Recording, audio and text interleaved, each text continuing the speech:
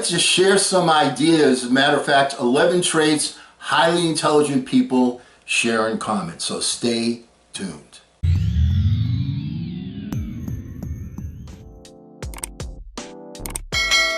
Hello again, everyone. I'm Eli's dad with Project Eli, where we educate, we lead, we inspire. Read an article by a gentleman named Lucas Schweckendieck, whom I've quoted before. I like him, pretty good writer. And I want to share with you, I don't agree 100% with these things, but once again, this type of a forum is designed to present different points of view. And I'll point out to you in minute areas where I don't necessarily agree with Mr. Schweckendieck. So anyway, here goes. 11 traits highly intelligent people share in common. Number 1, sarcasm and dark humor. Intelligent people are often using sarcasm or dark humor as a way to deal with the people around them and the feelings they give them, as they often do not feel understood in their point of view. I've often said from this very pulpit that the best comedians, what they do is they take a look at a situation and they're creative and they look at it in a different, they put themselves in different shoes and they find the shoes that are the most amusing, and that's what their act is all about, is they take something and they kind of twist it sideways. All that is being creative, putting yourself in different shoes. Successful people know how to do that, not just for comedy, but also for productivity. Look for solutions. Problems exist everywhere, but instead of wondering about what caused the problem, they look at how to fix it. Offense is greater than defense. Once again, we're talking about 11 traits highly intelligent people share in common. Look for solutions. Now, I want to give you a little asterisk here. Men, a lot of times when women are going over their problems, they are not looking for a solution. They are just looking to get it off their chest. That's one of the differences between men and women. All right? I'm not being a chauvinist here. I've seen it in so many different areas. I saw it in Men Are From Mars, Women Are From Venus. That's where I first saw it. I saw on YouTube a video about a woman that's trying to help men to be more attractive to women, and she stated that in the video also. So men, keep that in mind. Women are not always looking for the solution. Number 3, stay clear. Simplicity, clarity, and being direct. Does this matter? Yes or no? Are you happy? Yes or no? Is this enough? Yes or no? Highly intelligent people are very clear in their objectives. Very clear. There's no fuzziness.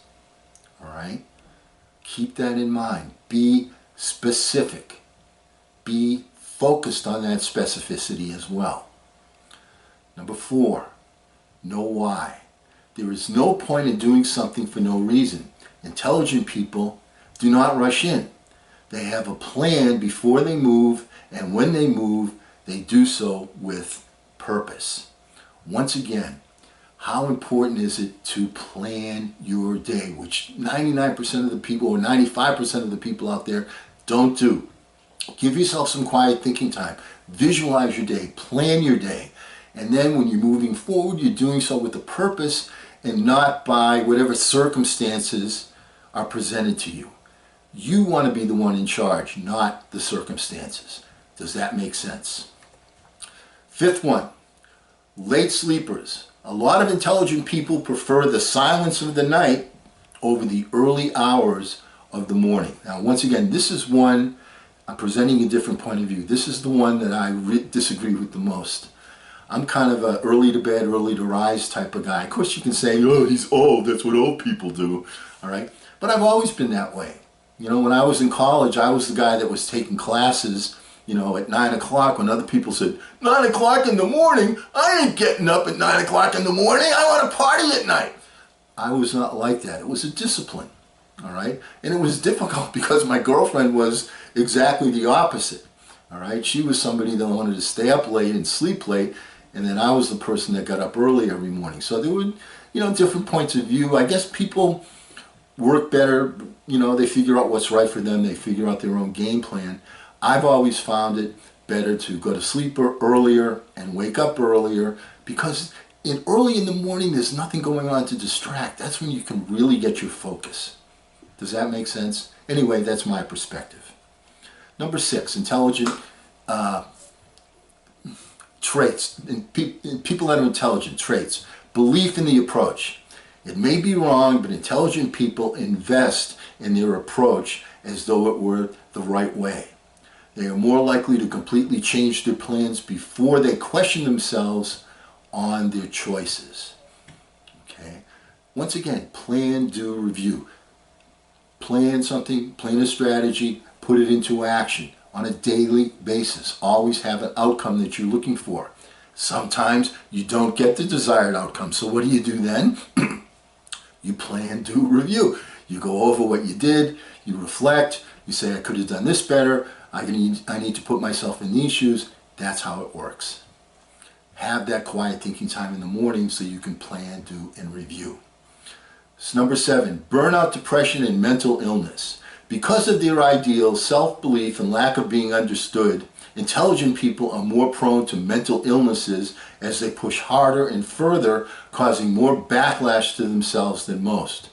This backlash grows into negativity as they think themselves capable of handling it themselves.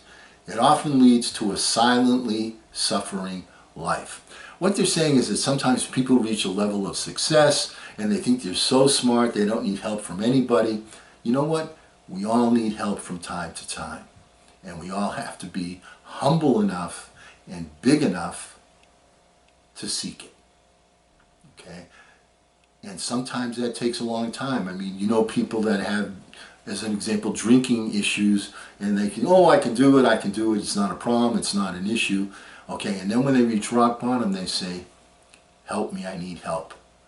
Okay, you shouldn't have to wait until you reach rock bottom. That's one of the virtues of having a mentor that you trust. Okay, you can take advice more easily. Number 8, task priority over feeling priority. For example, staying up late to get things done. What matters is not how one feels in the moment, but the overall experience. For this reason, they will do what is necessary over what feels good. Be task-oriented, be results-oriented. Okay, the 95% crowd have a salary mentality, which means I work from 9 to 5. After that, hello! Okay, and the 5%er has a task mentality, which is the only thing that matters is results, not time. Results over time. Number 9, obsession over something. There is something in their life they have sunk in thousands of hours and continue to sink in hours and hours and hours to the point of obsession. Obsession is good. It's a burning desire, and when you do that, you start to connect things that previously were unconnected, that enhances your creativity, that separates you from the masses.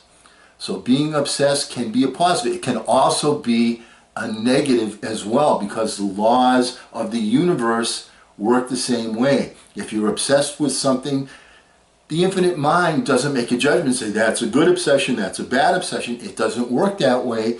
The laws work like gravity. It always happens. The apple always falls from the tree, whether a virtuous man or an evil man is sitting under that apple. The laws work the same. Understand, obsession is good if your obsession is virtuous. If it's not, the laws will help you get it done, but is that really what we as a society want? I think not. Creative outlet. Art, music, design, writing, poetry. Intelligent people often have an outlet for their creativity, boosting their ability to see the world in a different perspective. You know, not perhaps in my mind, but the smartest man of all times loved playing the violin, Einstein. And while he was playing the violin, focusing on that, what happened? He would get creative ideas, or he would just lie down on the ground when he got challenged and stop and think. But you have hobbies, you have ideas, you have something else that you're interested in besides the obvious. That just adds juice to your creativity. Isn't that what you're looking for? So have that passion for something outside of the norm that you can sink your teeth into, because it will help relax you, it'll help clear your brain, It'll help you to move forward, and most importantly, it enhances your creativity. And finally, number 11, success in their field. We're talking about traits intelligent people have. When successful people do not receive the backlash that can lead to increased negativity in their lives, they go up in their field. And because they push so fervently, they are rewarded. What we're saying here is, you know what, there's always going to be the critics, but we don't make statues to critics, do we? All right, there's always going to be people saying, hey, you're doing that wrong, you're doing that wrong. If you believe in your burning desire obsessively, part of the deal is other people are going to tell you you can't do it. That's part of the deal. The successful people are the ones that maintain their focus, don't focus on the backlash, and keep their nose to the grindstone of the outcome of what they're looking for. Perhaps I could have put in 1 or 2 more cliches there. Okay, once again, I want to give a big shout out to Lucas Schweckendieck, who wrote these words. Like I say, some I agree with, some I don't. How do you feel about it? Feel free to put something in the comment section below. I look forward to that.